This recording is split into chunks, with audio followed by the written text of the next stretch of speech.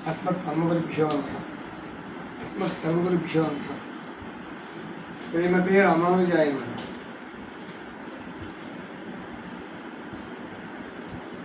साकेतलक्ष्मणाचार्य मुनीश्वरपदाश्रितं श्रीकृष्णमार्य सत्पुत्रं भाष्यसारार्थदर्शिनं रामानुजपदाम्भोजध्याननिर्मलमानसं शृङ्गारमपलाचार्य गुरुवर्यमुपास्महे।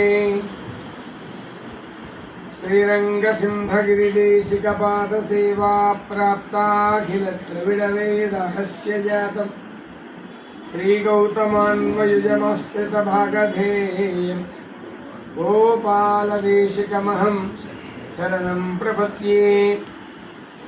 वेदान्तद्वयतत्त्वज्ञं मन्त्रमन्त्रार्थदं गुरुं श्रीमन्नारायणाचार्य रामानुजयतिं भजे।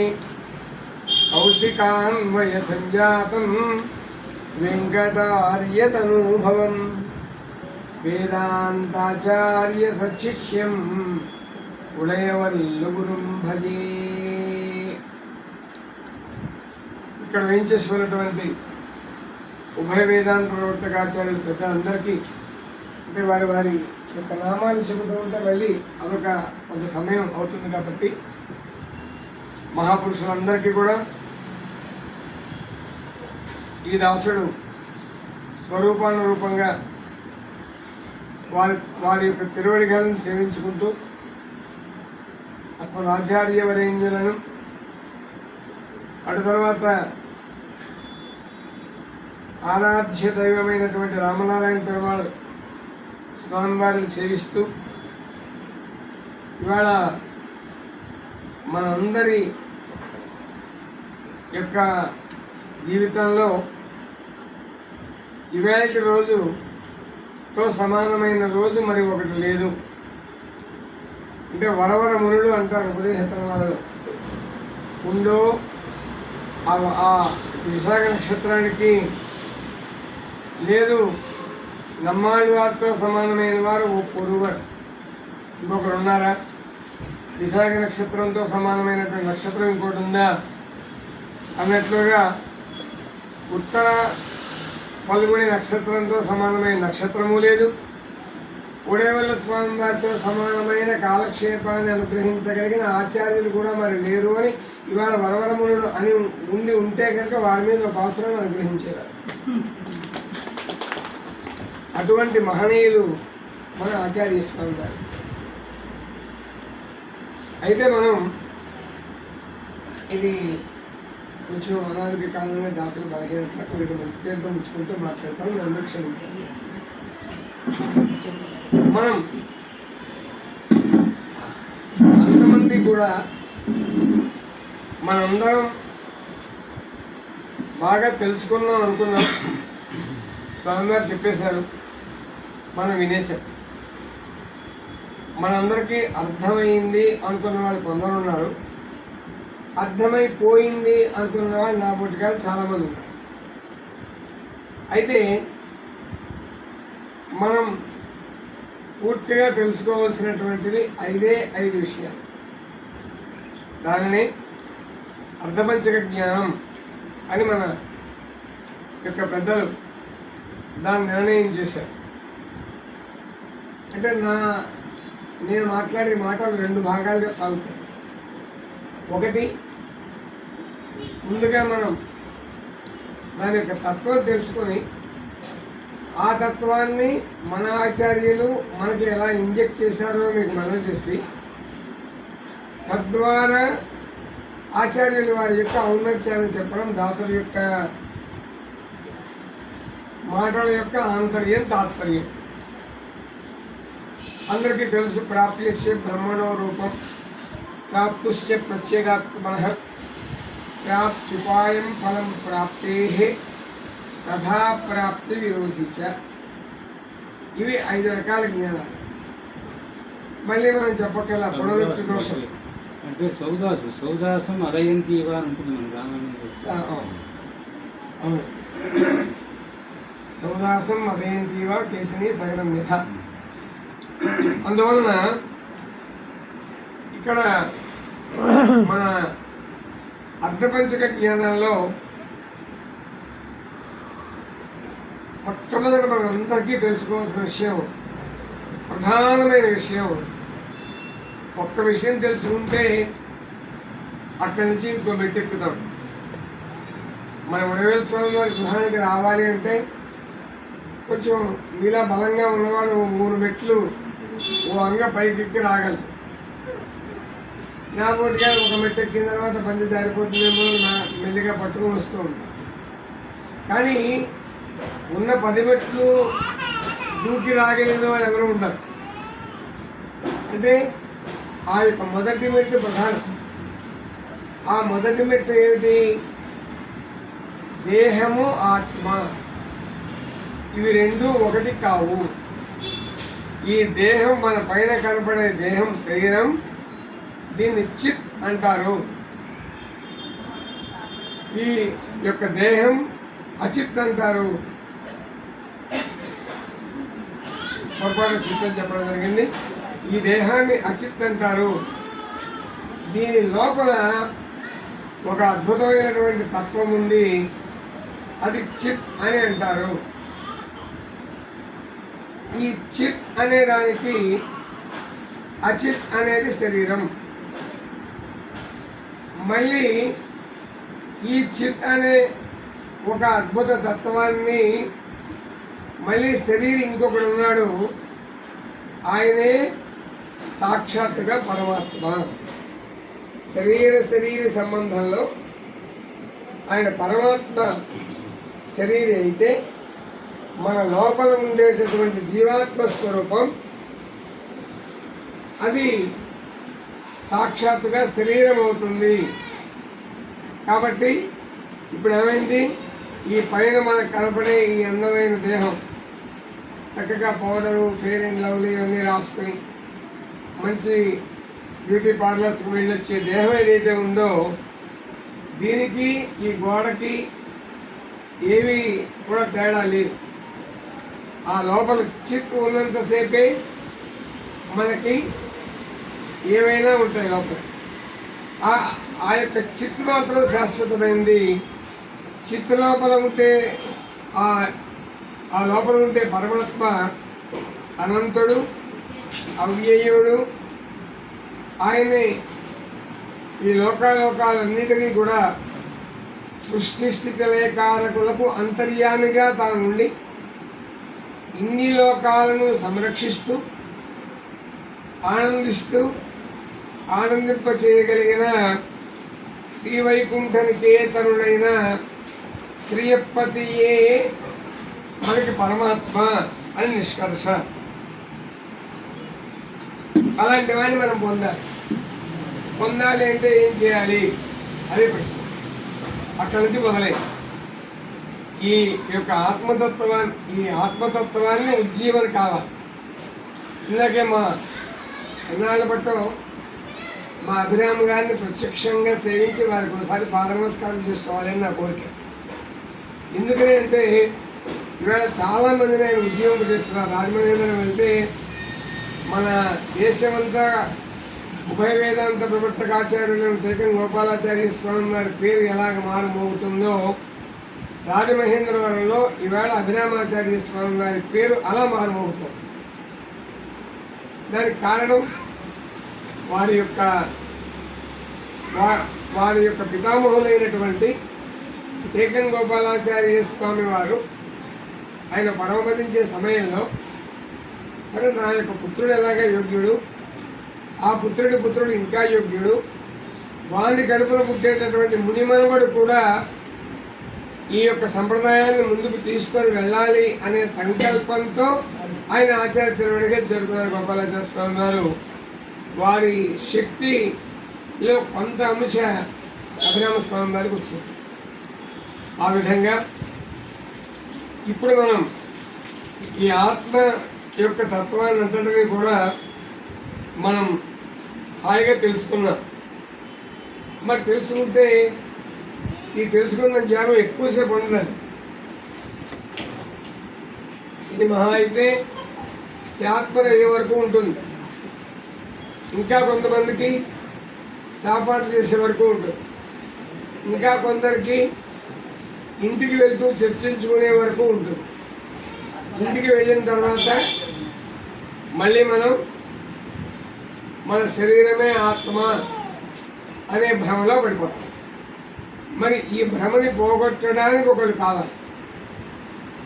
ఒక ఆయన ఉన్నాడు కదా, ఆయన సర్వాంతర్యామి కదా, ఆయన సాక్షాత్తుగా పరమపదంలో ఉంటాడు కదా, ఆయనే చేయొచ్చు కదా మనకు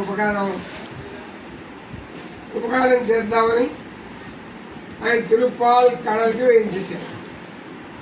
ఆ పరమపదంలో ఏతత్ సామగాయాన్నాస్తే అద్భుతంగా సామవేదగానం వినే పరమాత్మ శ్రీవైకుంఠ విరక్తాయ అన్నట్లుగా దాన్ని విడిచిపెట్టి తిరుప్పాల్ కళలకు వచ్చారు. దాన్ని విభవం అంటాం. అయితే మనం దాన్ని సాక్షాత్గా వ్యూహం అంటాం. ఆ వ్యూహాలు 4 రకాలుగా ఉంటాయి: వాసుదేవ, ప్రద్యుమ్న, సంకర్షణ, అనిరుద్ధ. మళ్ళీ ఆ 4 వ్యూహాల్లోనూ మిగిలిన 3 వ్యూహాలు కలిపి ఒక వ్యూహంగా ఉంటుంది. ఇలా వ్యూహశాయిగా ఉంటాడు పరమాత్మ. ఆయన చూద్దాం అనుకున్నాడు కానీ కుదరలేదు. ఇక పోని విభవం అంటే వైభవం కలిగిన అవతారం. ఏదో 10 అని కొందరు అంటారు, 21 అవతారాలు అని మరికొన్ని పురాణాలు చెబుతున్నాయి. లేదండి, సహస్ర శీర్ష పురుష, ఆయన సాక్షాత్తుగా అనంతుడు అని మనకు చెబుతున్నాయి. అయితే ఆశ్చర్యం ఏంటంటే ఆయన ఒక అవతారంలో ఏమీ మాట్లాడకుండా వేదాలను రక్షించి వదిలేశాడు. మరో అవతారంలో భూమాతను పైకి ఉద్ధరించి వదిలేశాడు.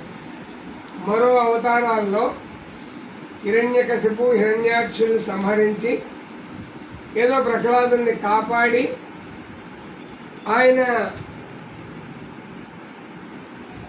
కూడా వదిలేశాడు. ఆయన అవతారం కూడా పూర్తి అయిపోయింది. ఇక మరొక ఆయన వారి అమ్మగారి కోరిక మీద ఆ అవతారంలో ఆయనకు అన్నగా భావించబడే దేవేంద్రుల వారికి ఏదో స్వర్గాధిపత్యాన్ని ఇచ్చి ఆ బలి చక్రవర్తి అహంకారాన్ని పోగొట్టి ఆయన వెళ్ళిపోయాడు. ఆయన వల్ల కూడా మనందరికీ కూర్చోబెట్టి చెప్పే అవకాశం వామనుడికి కూడా రాలేదు. ఇక 2 మిగిలారు. కానీ మిగిలిన వాళ్ళు ఇంకొక అవతారం ఆవేశ అవతారం, అంశావతారం. అది ప్రయోజనం కలగదు. మనకి బాగా ప్రయోజనం కలిగే అవతారాలు 2. అందుకనే వాటిని పూర్ణతరావతారం, పూర్ణతమావతారం అంటారు పెద్దలు. పూర్ణతరావతారం ఏది? శ్రీరామచంద్రుడు చక్రవర్తి తిరుమల, అది పూర్ణతర అవతారం. అంటే కంపారిటివ్ డిగ్రీ. ఎందుకని? ఆయన ఇక్కడ 11,000 ఏళ్ళు ఉన్నాడు. ఈ భూమండలంలో ఉండి ఎక్కువ మాట్లాడకుండా ఆయన పనులు ఆయన ఎలా చేయాలో, ఎప్పుడు నవ్వాలో, ఎప్పుడు నవ్వకూడదు, ఎప్పుడు మాట్లాడాలో, ఇప్పుడు ఏడవాలో, ఇప్పుడు ఏడవకూడదు, ఇప్పుడు చంపాలో, ఇప్పుడు చంపకూడదు, అన్నని, తల్లిని, చెల్లిని, తమ్ముడిని, శత్రువుని ఎలా చూడాలో ఆచరణ ద్వారా చూపించి మళ్ళీ 11,000 సంవత్సరాలు అయిపోగానే ఆయన మళ్ళీ శ్రీవైకుంఠానికి వేయించేశారు సర్వీనది ద్వారా. అందువల్ల అది పూర్ణతర అవతారం అయింది. మళ్ళీ మన కలియుగానికి బాగా సామీప్యంగా మరి ఒక అవతారం వచ్చింది. అదే మన తిరుక్కన్నన్, అదే శ్రీకృష్ణ పరమాత్మ. ఈయన 120-123 సంవత్సరాలు, 126 ఏదో ఉంటారు. ఏది ఏమైనా 120 సంవత్సరాలు మన భగవద్ రామానుజుల వారి వలె వేయించేసి ఉన్నారు ఈ భూమండలం మీద మన శ్రీకృష్ణ పరమాత్మ. వారు కూడా అది ఆ విషయం దగ్గరికి ఇదంతా చెప్పుకొచ్చారు. ఆ పరమాత్మ కూడా రామావతారంలో 2 ఆశలు తీరలేదు రాముడికి. స్వామి కృష్ణావతారంలో ఒక ఆశ కొద్దిగా తీరింది, ఒక ఆశ తీరలేదు. ఇక రామావతారంలో తీరని 2 ఆశలు ఏంటి? రామచంద్రుడికి కూడా ఆయన ఆ వశిష్ఠుడిని, లేకపోతే విశ్వామిత్రుడిని, లేకపోతే శరభంగుడిని ఇలా సేవించుకుంటూ వెళ్ళడమే తప్ప ఆయన్ని వచ్చి ఆయన పాదాల దగ్గర కూర్చున్నవాడు హనుమొక్కడే. ఆయన కూడా ఏమి గ్రంథాలు నేర్చుకోలేదు రాముడి దగ్గర, ఆయన ఏమి చెప్పలేదు. నీ పాదాలు చూస్తూ ఉంటే చాలా నాకు అన్నాడు ఆయన. కాబట్టి విజ్ఞానాన్ని ఉపదేశపూర్వకంగా అందించి నేను గురువుని కాలేకపోయినాను అనే భావన మన చక్రవర్తి మహారాజులో ఉండిపోయింది. అయితే 2వ భావం కూడా రాముల వారిలో ఉంది. ఆ 2వ భావం ఏమిటి? అయ్యో, ఆంజనేయుడిని నేను దూతగా పంపిస్తే నా అంగుళీకాన్ని ఇస్తే, ఈ అంగుళీకం పట్టుకొని వెళ్ళి సీతమ్మకి ఇస్తే సారామ సంకీర్తన వీద శోక రామస్య శోకేన సమాన శోక శరన్ముఖే సాంబురశేష చంద్ర సేవ వైదేహ సుతా బభూవ. సీతమ్మ యొక్క దుఃఖాన్ని దూత కృత్యం ద్వారా పోగొట్టాడు. రావణాసురుని వంటి వారికి కూడా ఆ సుగ్రీవుల వారు నేను చెప్పినటువంటి ఆ హితమైన పచ్చమైన మాటల్ని చెప్పాడు. అక్కడ ఉన్న వారిలో, ఆ లంకా పట్టణంలో ఉన్న వాళ్ళలో 2, 3, 4 మాత్రమే మనకు పనికొచ్చే వాళ్ళు ఉన్నారు. మిగిలిన వాళ్ళు ఎవరు లేరు. ఇది రామాయణ ప్రవచనం కాదు కాబట్టి ఆ 4 ఎవరో చెప్పడం లేదు. కాబట్టి వారిలో ప్రధానుడు విభీషణుడు అని గ్రహించుకొని దూతకృత్యాన్ని చేసి వచ్చిన తర్వాత సీతమ్మను చూచిన ఆనందం మధుర మధురాలాప కిమాహ మమ మామిని మద్విహీన మరారోహ హనుమన్ కథయస్వమే అన్నప్పటికీ కూడా రాముడికి మనస్సులో తలుక్కుమని, అయ్యో నాకు రామావతారంలో నేనే చక్రవర్తి యొక్క కుమారుణ్ణి, చక్రవర్తిని కదా, నన్ను ఎవరు దూతగా పంపించలేరు. ఎప్పటికైనా నేను ఒక దూత కావాలి, ఎప్పటికైనా ఒక ఆచార్యుడు కావాలి అని కోరికలు 2 మిగిలిపోయాయి పాపం శ్రీరాముడికి. ఆ మిగిలిపోయిన వాటిలలో మళ్ళీ మన కృష్ణావతారంలో అదే అదే భగవానుడు మళ్ళీ మన కన్నన్గా ఆయన అవతరించారు. అవతరించి దూత కృత్యం చేశారు. దానికే మన యొక్క శ్రీవతి మోక్షాది గ్రంథాల్లో చెబుతారు. అంటే మెడకి ఓ చిన్న చీటీ కట్టి ఏమోయ్ నువ్వు దూతరాడు అలవాయా అని పంపించారు అని పెద్ద బిరుదు పద్మశ్రీ అవార్డు వచ్చినట్టుగా చెప్పుకున్నాడు కృష్ణుడు. నన్ను పంపించారండి దూతని. కానీ దూత కృత్యంలో ఆంజనేయుడు వంటి గౌరవాన్ని మన కన్నన్ పొందలేకపోయాడు. అప్పుడు ఆయన అనుకున్నాడు, నేను కేవలం ఈ దూతగా ఉండడమే కాకుండా మరి ఒక పోస్ట్ కూడా నిర్వహించాలి అని కోరుకున్నాడు. కోరుకొని ఆ పోస్ట్ ఏంటి అందుకోసం మనం చేస్తున్నాడు. పరమాత్మ కంటే కూడా పరమాత్మ కూడా కోరుకొని ఆ పరమాత్మ కూడా తాను అవ్వాలనుకునే ఉత్తమమైన పదవి ఏది అంటే అదే ఆచార్యుడు, అదే గురువు. దానికోసం 94 సంవత్సరాలు కష్టపడి అర్జునుడు వారితో చెలియే మేన మరంది సచివుడు ఇత్తేవి ఆయన్ని కూర్చోబెట్టి ఆయన ఒకటి అడిగితే ఈయన 1000 చెప్పి 700 శ్లోకాల్లో అద్భుతమైన జ్ఞానాన్ని అందించారు. కానీ కృష్ణం వందే జగద్గురం అని ఆయన అనిపించుకున్నారు. కానీ మన కన్నలకు కూడా మన ఆచార్యుడికి వచ్చిన వైభవం రాలేదు. ఇక ఆ పెరుమాళ్ళు అంగీకరించారు. నేను వెళ్ళి లోకాన్ని ఉద్ధరించడం అనేది అయ్యే పని కాదు. లోకాన్ని ఉద్ధరించడానికి ఎవరినైనా పంపించాలి. భూమాత బయలుదేరింది, ఆండాళ్ళ తల్లి వేయించేసింది, చాలా భాగం ఆవిడ కొరత తీర్చింది. అటు తరువాత వాళ్ళు ఏం చేశారు, వాళ్ళు అవయవి నమ్మాళ్ళు వారు, మిగిలిన వాళ్ళు అవయవం.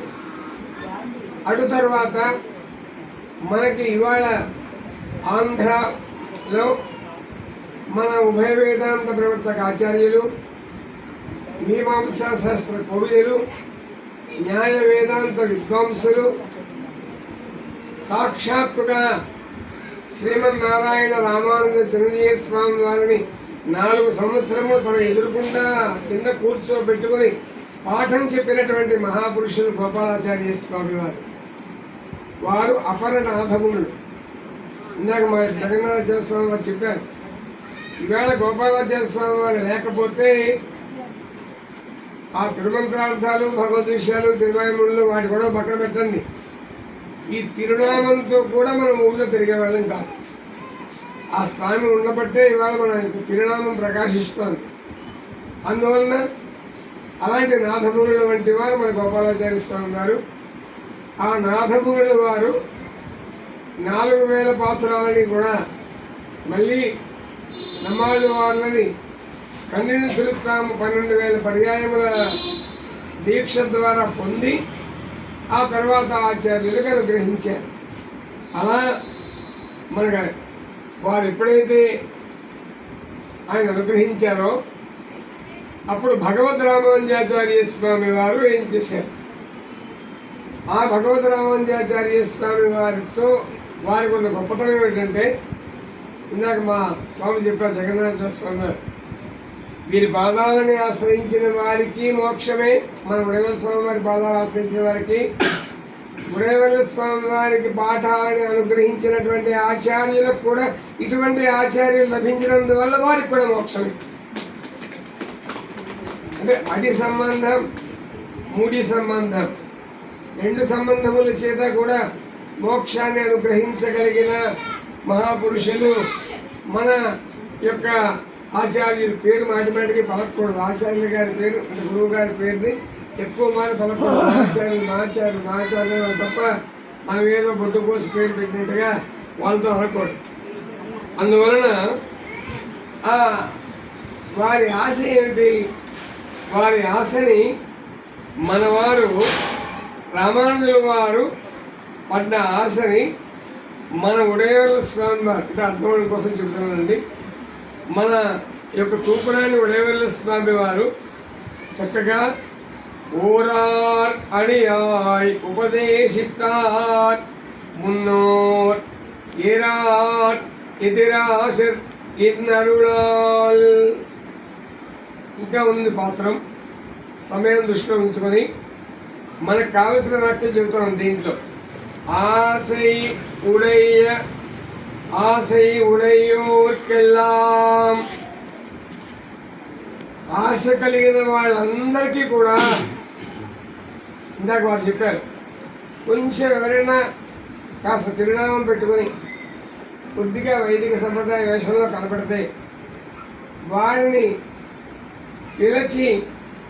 ఇంటికి పిలిచి వారిని కూర్చోబెట్టి ఉదయం సుమారు అనుష్ఠానం అయిన తర్వాత 7:30 గంటల నుండి మధ్యాహ్నం 1:30 వరకు, సాయంత్రం 4 గంటల నుంచి సాయంకాలం అనుష్ఠానం అయిన తర్వాత 8 గంటలు 9 గంటల వరకు కూడా మన విజయలక్ష్మి అమ్మగారు లాంటి వాళ్ళకి ఆయన హృదయంలో ఉన్న జ్ఞానాన్ని అంతటినీ కూడా అనుగ్రహించినటువంటి వారు మన యొక్క ఆచార్య స్వామి వారు.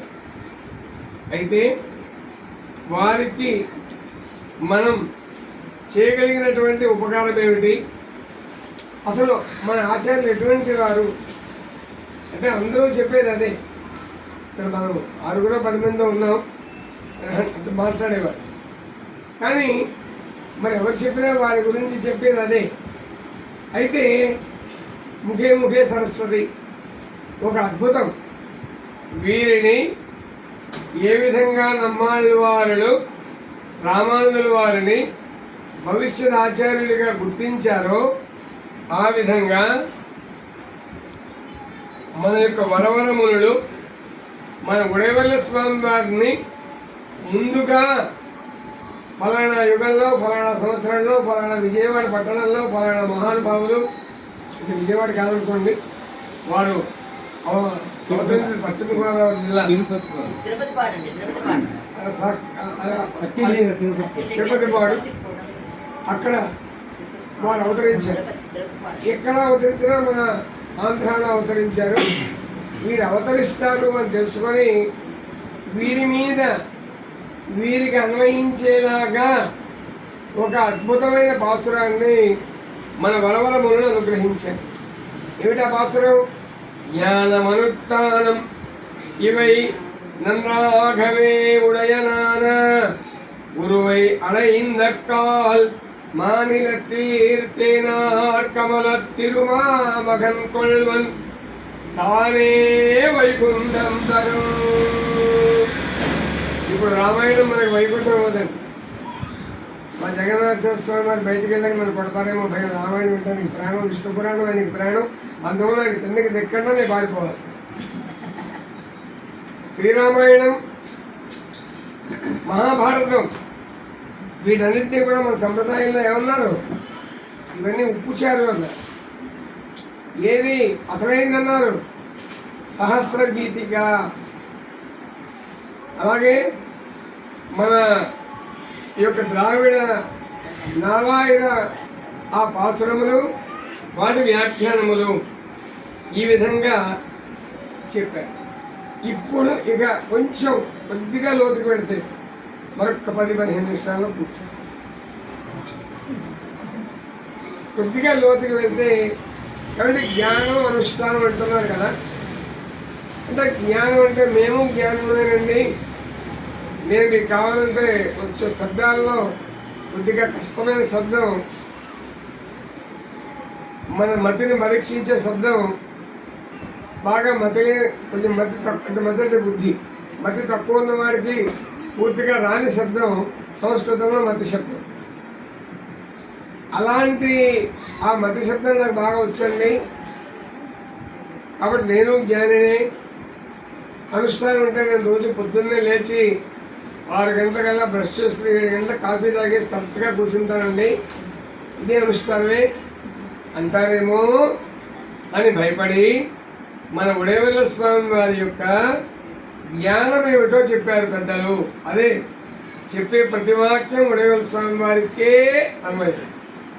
అంటే ఏదైతే మనకి ఉపాయం అని మన పెద్దలు అనుగ్రహించారో, శ్రీమన్నారాయణ చరణు శరణం ప్రపంచే శ్రీమతే నారాయణాయ నమః అనే ద్వయమంత్రాన్ని అనుగ్రహించారో, ఆ ద్వయమంత్రము యందే పూనిక కలిగిన ఏకైక ఆచార్యులు మన ఉడయవల్ల స్వామి వారు. ఇది ఒకటి. అయితే ఈ మన సంప్రదాయంలో జ్ఞానం అంటే ఇదండి. అంతేకాని తర్కశాస్త్రం, మీమాంస, వ్యాకరణం, పతంజలి ఇవన్నీ జ్ఞానాలు కావు.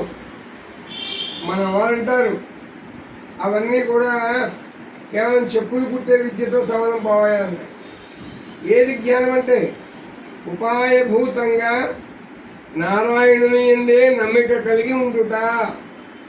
అది మనకి బాగా ఉందండి. చాలా ఉంది ఉపాయం. ఆయనే ఉపాయం మాకు, ఇక మాకేం అక్కర్లేదండి అన్నారు. కానీ అమ్మా, మీ అందరికీ కూడా రేపు వచ్చే పౌర్ణమికి మిమ్మల్ని చక్కగా ఆ శ్రీవైకుంఠం తీసుకెళ్ళడానికి ఒక బ్రహ్మాండమైనటువంటి విమానం ఒకటి వస్తుంది. మన శంషాబాద్ దగ్గర ఆగుతుంది. ఆ విమానంలో చిరంజీవి గారు మిమ్మల్ని ఎక్కిస్తారు.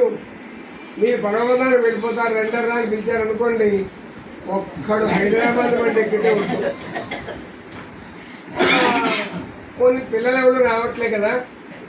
పెద్దావిడ దీంట్లో బామ్మ మీరు హైదరాబాద్లో దింపి నేను వచ్చేస్తానే, మళ్ళీ నేను రాకపోతే మా ఆయనకి ఇబ్బంది. అక్కడ దింపుతాం శంషాబాద్లో ముందు రోజు అంటే చతుర్దశి నాడే దింపేస్తారు. అంటే పౌర్ణమి నాడు కదా విమానం వస్తుంది, నువ్వు వెళ్ళొచ్చు కదా. అమ్మా, మీ అక్కకి మొన్ననే మీ అక్క కూతురు పెళ్ళి అయిందమ్మా. ఆ కూతురు కడుపున ఓ కాయ కాస్తే ఆ కాయకి నేను ఎప్పుడో బంగారపు గిన్నె దాచిపెట్టుకున్నాను. అది గ్రాము 100 రూపాయలు ఉన్నప్పుడు దాచుకున్నాను. ఇవాళ గ్రాము 14,000 అయింది. అందువలన ఆ ఉగ్గు గిన్నె వాడి నోటిలో ఉగ్గు పోసిన తర్వాత అప్పుడు అవకాశం ఉంటే పైకి వెళ్తానండి, ఇప్పుడు కంగారు పడద్దు, నాకు మాత్రం శివశాబాద్ వద్దు అని. అంటే అర్థం ఏమిటి? ఉపేయ త్వర మనకి లేకపోవుట. ఇది హాస్యం కోసం చెప్పడం కదా, అది ఉపాయం. ఉపేయం అంటే ఉపేయం అంటే శ్రీమన్నారాయణ చరణం శరణం ప్రపత్తి. ఆ ఉపేయము ఎందు త్వర కలిగిన వారు మన ఆచార్యులు శ్రీమాన్ మన యొక్క ఒడేవర్లు వస్తూ ఉన్నారు. ఇక ఆయన అనుష్ఠానం ఎలాంటిది? తెల్లవారుజామ అందరిలోకి భాగ్యవంతుడి దాసుడు. మన రామనారాయణ పెరుమాళ్ పీఠానికి పక్కనే వారి పిల్లలను కూడా వేంచేపు చేసి వీలైతే వారే పెరుమాళాలను కూడా సమర్పించి వారు రోజు ఉదయం నా బ్యాంక్ సమయానికి అనుకూలంగా ఉదయం సాయంకాలం ఆ పాఠాన్ని అనుగ్రహించిన ఉడేవల స్వామి వారికి 1000 జన్మలెత్తిన నా యొక్క రుణాన్ని మనం తీర్చుకున్నాం. వారు నాకు తెలిసి మరి ఏ పట్టణానికి వెళ్ళి ఏ గ్రామానికి వెళ్ళి ఉండి వారింట్లో కాలక్షేపం చెప్పలేదు. మళ్ళీ లౌకికంగా మాట్లాడుకుంటే 2 నిమిషాలు. ఒక మారు మహాలక్ష్మి యాగంలో చాలా ఏళ్ల క్రితం, ఇంకా 2004 కంటే ముందేనేమో, ఓసారి వారికి అంటే ఈ దాసుడి యొక్క అజ్ఞానం చెప్పాలి. ఈ దాసుడు ఎంతటి అజ్ఞాన భూయిష్ఠుడో తెలియాలి మీకు. మహాలక్ష్మి యాగంలో మీరు చెప్పినట్టుగానే రామచంద్ర రామానందజీ స్వామి వారు కొంచెం మీకు బాగా దగ్గర కదా, ఉడేవల స్వామి జాగ్రత్తగా చూసుకోండి అని వాడాలని వెళ్ళిపోయారు. ఆయన కార్యక్రమంలో ఆయన ఉన్నారు. పెద్ద యాగం, కొన్ని వేల మంది ఉన్నారు. నేను స్వామి వారు చేపట్టుకున్నాను. నన్ను పెట్టుకోగలరయ్యా, నేను నీకంటే బాగా నడుస్తాను వస్తుంది. స్వామి యథార్థమైన మాట. నన్ను ఆయన పరమపదించే వరకు కూడా నాకంటే వయస్సులో, జ్ఞానంలో, ఐశ్వర్యంలో, ఆయన పాండిత్య ప్రకర్షలో వారు పెద్దవారైనప్పటికీ కూడా ఏనాడు కృష్ణమాచార్యులు అని ఏకవచనంతో నన్ను ఆయన పిలవలేదు. అయ్యా కృష్ణమాచార్య గారు అనే పిలిచేవారు ఈ దాసుని. అది వారి యొక్క అద్భుతమైన మర్యాద.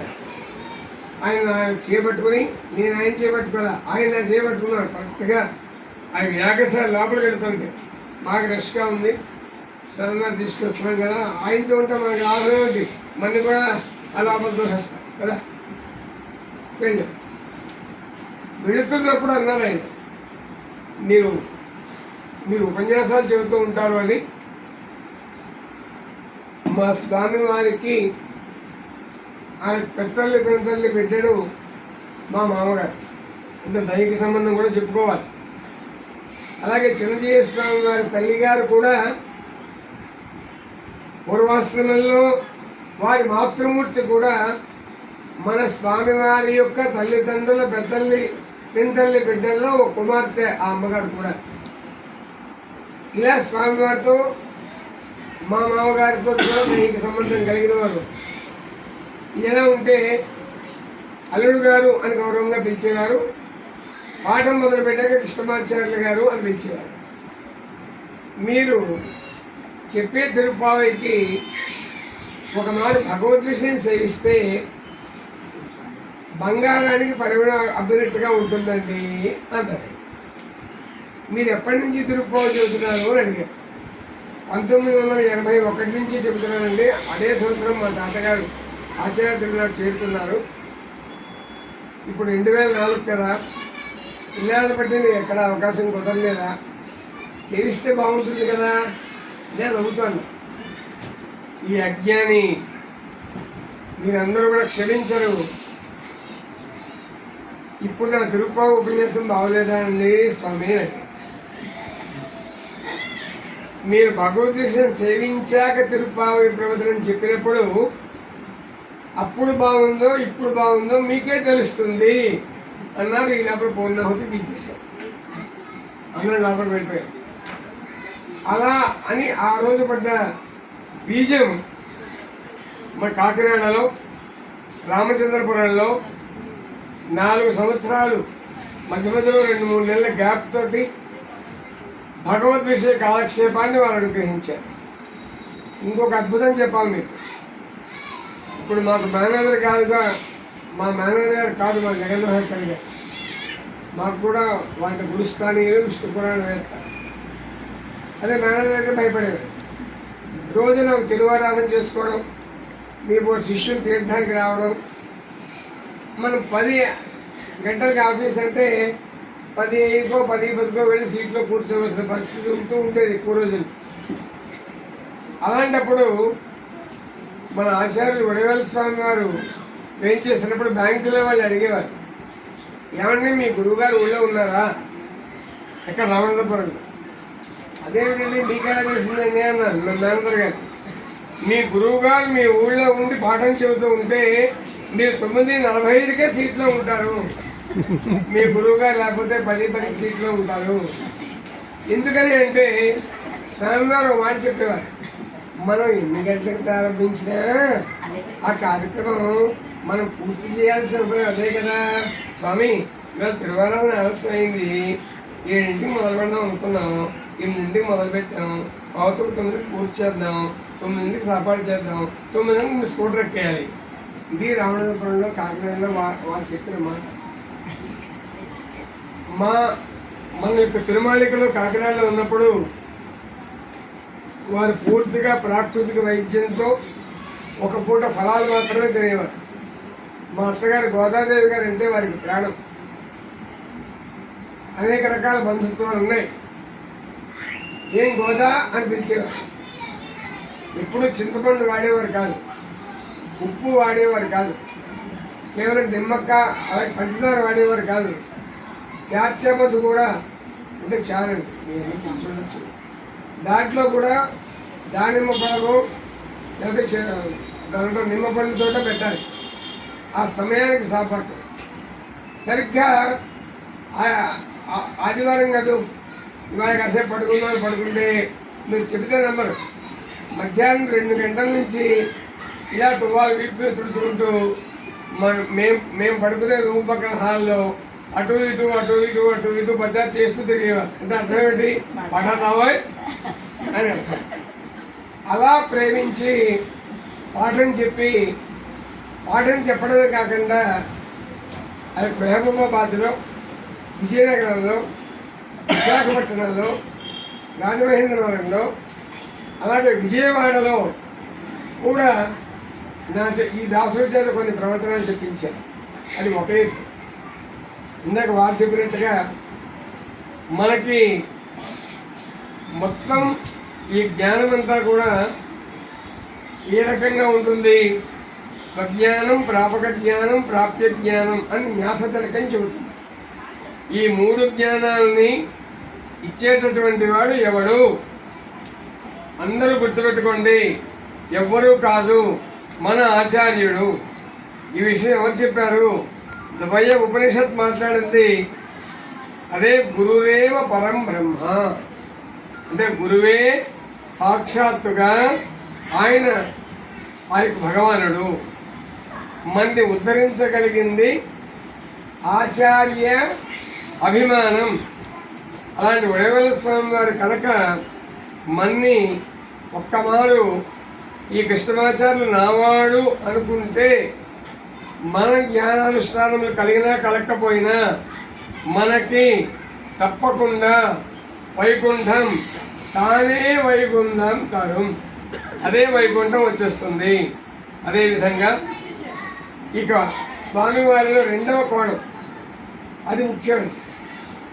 ఆయన ఎప్పుడు ఆయన ఆచార్యులుగా భావించుకోలేదు. ఇదే శ్రీమతుల భూషణ్ సారం. నేను మాట్లాడుతున్నది ఇది పుట్టిన పురాణం కాదు, అంటే గ్రంథాన్ని బట్టే మాట్లాడుతున్నాను. అవన్నీ చదివితే మీకు సమయం ఉండదు కాబట్టి మాట్లాడుతున్నాను. మనం ఈ ఆచార్యుల వారు యొక్క అనుగ్రహమే మనకి మూలం. అదేవిధంగా ఆచార్యుడు అనేవాడు ఎలా ఉండాలి అంటే, ఇవాళ ఆచార్యులు ఎలా ఉన్నారు, మాకు ఆన్లైన్లో అండి 350 మంది వింటున్నారండి, అమెరికాలో 200 మంది ఉన్నారండి, నేను యూట్యూబ్లో పాఠం చెప్పేస్తున్నానండి, నాకు మొన్న అక్కడ బ్రహ్మాండంగా అద్భుతమైనటువంటి తులాభారం చేశారండి, నేను ఆచార్యుడిని అనే అహంకారంతో ఉన్నవాళ్ళు ఉన్నారు. ఆ అహంకారం ఉన్నవాడు ఆచార్యుడు కాదు. ఆచార్యుడు ఎలా ఉండాలి, మా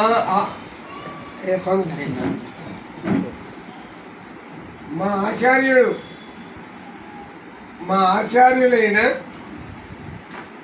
ఆ ఉభయ వేదాంత ప్రవర్తకాచార్యులైన శ్రీమాన్ వెంకటాచార్య స్వామి వారు వారి పితృదేవులు, వారికి విద్యాభ్యాసం చెప్పినటువంటి ఓవే శ్రీమాన్ ఆ కాలంలో మా కన్నుల మామయ్య గారు చెప్పేవారు, భగవత్ విషయ కోశాలని బ్రహ్మాండంగా రథంలో ఉంచి ఆ బ్రహ్మరథం పట్టి ఊరేగించినటువంటి వారి పుత్రులు మనం ఇక్కడ ఉడవలసిన వారికి. అటువంటి వారు ఆయన ఎప్పుడు మా ఆచార్యుడు వేదాంతాచార్యుల యొక్క శిష్యులు విజయలక్ష్మి గారు, కృష్ణమాచార్య గారు, మిగిలిన వాళ్ళందరూ కూడా మా ఆచార్యుడు వెంకటాచార్య గారు శిష్యులు, వీళ్ళు నాకు శిష్యులు కాదు అనే భావంతో మనం ఉండాలి. ఇక ఆచార్యుడు ఏమండి నాది ఫలానా రోజున పుట్టినరోజు కాబట్టి మీరందరూ కొంచెం పెద్దంచులు పంచలు పట్టుకోండి, నాకు మీకు కొద్దిగా కొండం తెలియదు, మేము 2000 రూపాయల పంచే కట్టుకుంటాం, 3000 రూపాయల మన సంజయ స్వామి వారు అక్కడ పెద్ద పెద్ద పండితులకు కప్పే శాలువాలే మేము కొనుక్కుంటాం, అందుకని ఆ తిరునక్షత్రం నాడు 5000 పట్టుకొని మా ఇంటికి రామ్మా అని ఏనాడు పిలిచిన వారు కాదు మన వడగల స్వామి వారు. ఆయనకు ధనము యందు ఆశ కొంచెము కూడా లేనటువంటి వాడు ఆచార్యుడు. అందువలన ఆచార్యుడు ఎలా ఉండాలో ఇప్పటిదాకా తెలుసుకుందాం. ఆచార్యుడికి శిష్యులకు పక్కల కృపయం, మన యందు కృప ఉండాలి. స్వాచార్యం పక్కల పారతంత్ర్యం வேண்டும். వారి ఆచార్యుల యందు ఆయన ఉపకరణంగా నే భావించబడుతున్నాను అనే భావన మన యొక్క స్వామిలో అది పరిపూర్ణంగా ఉంది. ఆ విధంగా మన ఉడయవల స్వామి గారు జీవితాంతము కూడా ఆయన ఎల్ఐసి ఆఫ్ ఇండియాలో పనిచేశారు. 60 ఏళ్ళు వచ్చిన తర్వాత బాగా విజ్ఞానం అంతా సముపార్జన చేసుకున్నారు. అలా సముపార్జన చేసుకున్న విజ్ఞానాన్ని పండించారు. పేర్లు చెప్పను. ఒక పెద్ద స్వామి ఆయన వచ్చారు. అప్పట్లో ఒక పెద్దని ఎలా నమస్కారం పెట్టాలో కూడా ఆయనకు అంత పరిచయం లేదు. ఆయన వచ్చి స్వామి బాగున్నారా లేదా, ఈయన కింద ఉన్నారు మన స్వామి గారు. వారు వచ్చారు. వారు వస్తే వారు మామూలు వేష భాషల్లోనే ఉన్నారు. స్వామివారు ఉయ్యాలలో కుర్చీలోంచి లేచి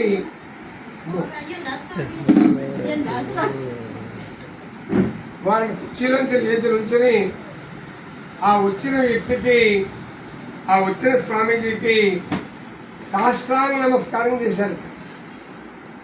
నేను ఏదో నేర్చుకుందాం వచ్చాను, మీ దగ్గర స్మార్థం నాకు బాగా తెలుసు, స్మార్థం చదువుకున్నాను, కానీ దీంతో పాటుగా బావగారు నేను ఈ స్మార్థంతో పాటుగా మన గ్రంథాలు కూడా మీరు బాగా చెబుతారు అని మన అన్నగారు చెప్పారు, మీ దగ్గర నేర్చుకుందామని వచ్చానండి అన్నారంట పెద్ద. ఈయన సాష్టాంగం పెట్టేటప్పటికి అయ్యో ఇలా సాష్టాంగం పెట్టాలా మనం పెద్దలకి అని మన్నాడి నుంచి అలా పెట్టారట. ఇవాళ పెద్ద స్వామి అయిపోయి ఉన్నారు మన యొక్క లోపల.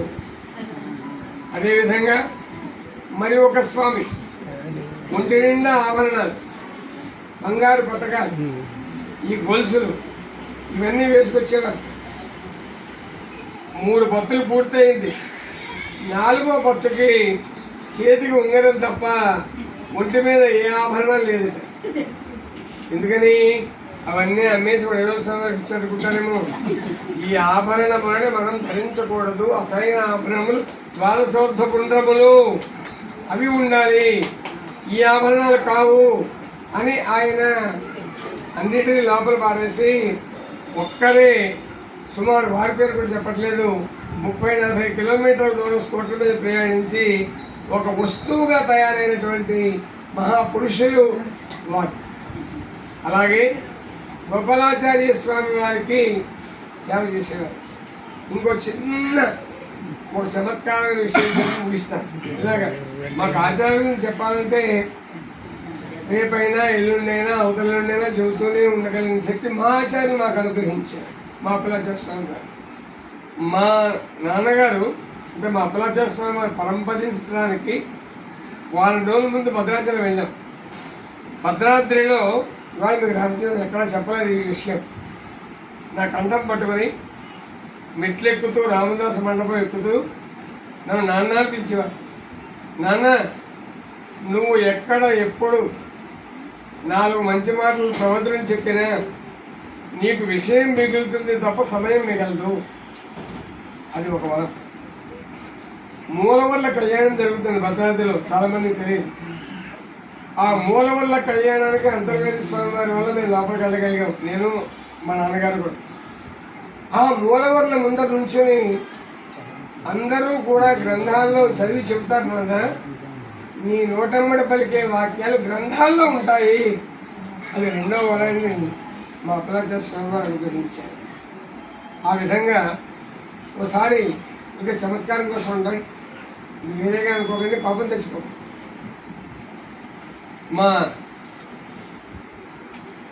మా యొక్క గోపాలన్నయ్య గారు వాళ్ళ తండ్రి గారు ఉభయ వేదాంత ప్రవర్తకాచార్యులు స్వామి గారు, రంగనామాచార్య స్వామి గారు. గోపాలాచార్య ఇందాక శరీర సంబంధం చెప్పుకున్నాం కదా, అలా శరీరి గోపాలాచార్య స్వామి వారు అయితే శరీరం రంగనామాచార్య స్వామి గారు. అలాంటి రంగనామాచార్య స్వామి వారు, ఉడయవల్ల స్వామి వారు ఓ రోజున వారి గృహంలో ఆయన ఉడయవల్ల స్వామి వారు చెప్పారు ఈ విషయం. ఓ దగ్గర పడుకున్నారు. ఈయనకి ఏదో వచ్చిన దివార్ కార్డు వేశారు ఉడయవల్ల స్వామి గారు. ఏదో పెళ్ళికో పేరంటానికో వీళ్ళంటారు, చాలా ఏళ్ళ క్రితం, 50 ఏళ్ళ క్రితం.